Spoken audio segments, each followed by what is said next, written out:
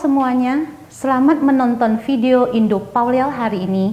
Tonton video ini sampai habis ya. Saya Wiing. Hari ini mari kita akan membahas tentang polisi Singapura menangkap geng pencucian uang senilai 1 miliar dolar Singapura. Rakyat Singapura dikejutkan dengan kejadian penipuan, perjudian online, dan pencucian uang yang dilakukan oleh 10 orang pemegang paspor China, Kamboja, Siprus, Turki, dan Vanuatu. Beberapa dari 10 orang tersebut terkait baik melalui kelahiran atau pernikahan satu sama lain, dan semuanya berasal dari Fujian di Tiongkok Timur. Mereka diidentifikasi bernama: pertama, Su Haichin, 40 tahun, warga negara Siprus. Kedua, Su Paulin, 41 tahun, warga negara Kamboja, pemegang paspor Kamboja. Ketiga, Chang Luijin, 44 tahun, warga negara Tiongkok, pemegang paspor Saint Kitts dan Nevis, Kepulauan Karibia. Keempat, Ling Paoying, 43 tahun, warga negara Tiongkok, pemegang paspor Republik Dominika. Kelima, Su Qianfeng, 35 tahun, warga negara Vanuatu, pemegang paspor China. Keenam, Chen Qingyuan, 33 tahun, warga negara Kamboja, pemegang paspor China dan Republik Dominika.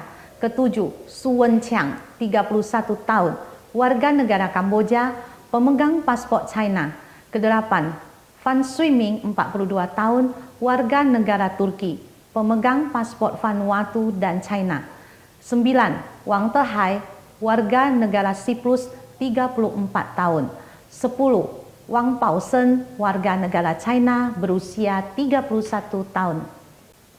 Polisi Singapura mengerahkan 400 aparat kepolisian dari Departemen Investigasi Kriminal, Departemen Urusan Komersial, Komando Operasi Khusus, dan Departemen Intelijen Polisi untuk melakukan operasi penangkapan besar-besaran terhadap pelaku pencucian uang. Kawasan yang digeblek meliputi kawasan pemukiman mewah di Tanglin, Bukit Timah, Orchard Road, hingga Sentosa Cove dan River Valley.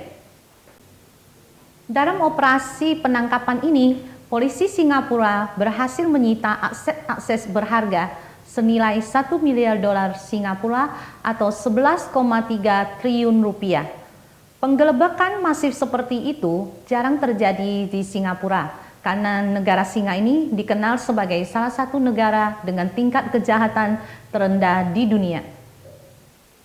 Kepolisian Singapura pada Rabu tanggal 16 Agustus 2023 menerangkan 10 orang yang ditangkap seluruhnya adalah warga asing, diyakini memiliki hubungan satu sama lain dan berusia antara 31 sampai 44 tahun. Tak satu pun dari mereka adalah warga negara Singapura atau penduduk tetap. 10 orang yang ditangkap itu merupakan bagian dari kelompok yang diduga terlibat dalam pencucian uang hasil kejahatan dari aktivitas kriminal terorganisasi di luar negeri, termasuk penipuan dan perjudian secara daring.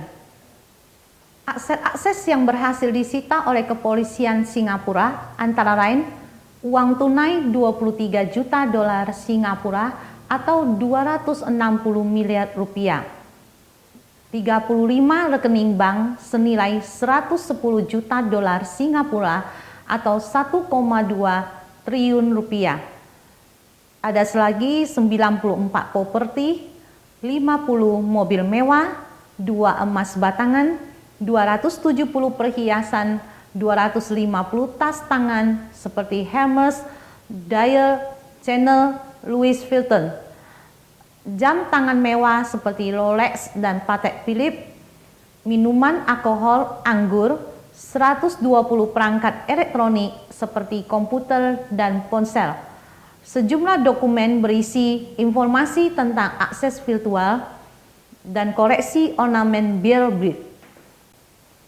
David Chiu, Direktur Urusan Komersial Kepolisian Singapura, mengatakan Singapura tidak memberikan toleransi untuk digunakan sebagai tempat berlindung bagi para penjahat atau keluarga mereka dan untuk penyalahgunaan fasilitas perbankan.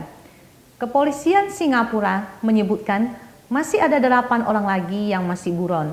Mereka sudah termasuk dalam daftar pencarian orang. Dari 10 orang yang ditangkap, salah satunya melompat dari balkon lantai 2 bungalow-nya dan ditemukan bersembunyi di selokan. Dia disebutkan laki-laki berkeluarnegaraan Siprus berusia 40 tahun dan identifikasikan bernama Su Haijin. Jika para tersangka terbukti bersalah, tindak pidana pencucian uang bisa dihukum penjara hingga 10 tahun atau denda hingga 500.000 dolar AS atau gabungan antara kedua hukuman tersebut. Kepolisian Singapura juga mengeluarkan larangan keras pengalihan terhadap akses properti, kendaraan, minuman keras, dan anggur. Perintah ini artinya para tersangka tidak dapat menjual semua jenis akses yang sudah disita. Sementara itu, Bank Sentral Singapura atau Otoritas Moneter Singapura menyatakan sudah berkomunikasi dengan lembaga keuangan tempat di mana dana hasil kejahatan kera putih tersebut ditempatkan. Terima kasih sudah menonton video Indo Paulial hari ini. Saya Wiing, silakan like dan subscribe, bagikan ke teman-teman Anda dan tinggalkan pesan di kolom komentar. Sampai jumpa lagi.